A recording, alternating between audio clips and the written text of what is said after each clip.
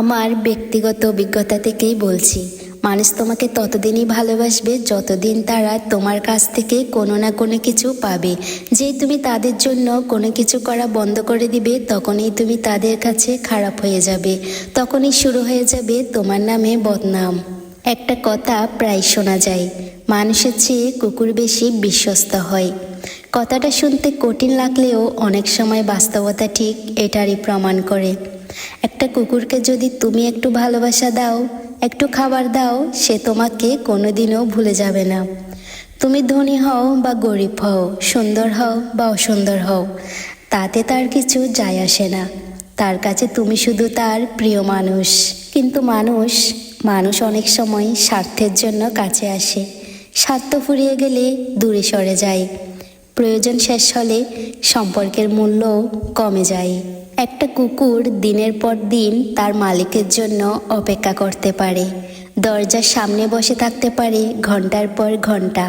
কিন্তু অনেক মানুষ আছে যারা সুবিধা না পেলে খোঁজও নেয় না। আজকাল সম্পর্কগুলোতে হিসাব বেশি, অনুভূতি কম। মানুষ মানুষকে ব্যবহার করতে শিখেছে, কিন্তু মূল্য দিতে ভুলে গেছে। তবে সব মানুষ খারাপ নয়।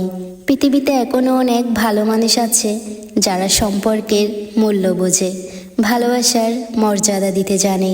জীবনের বাস্তব অভিজ্ঞতা আমাদেরকে শেখায়, সব মানুষ আপন হবে না, সব সম্পর্ক সারা জীবন থাকবেও না, সব আশা পূরণ হবে না। তাই বলে স্বপ্ন দেখা বন্ধ করা যাবে না, কারণ জীবন একটাই। আর এই জীবনটাকে সুন্দর করে তোলার দায়িত্ব তোমার নিজেরই। আজকের যুগে এসেও কেউ যদি কোনো স্বার্থ ছাড়া তোমাকে ভালোবাসে, তাহলে চোখ বন্ধ করেই তাকে বিশ্বাস করতে পারো। কারণ যে ভালোবাসায় স্বার্থ নেই, সে ভালোবাসাই সবচেয়ে সুন্দর।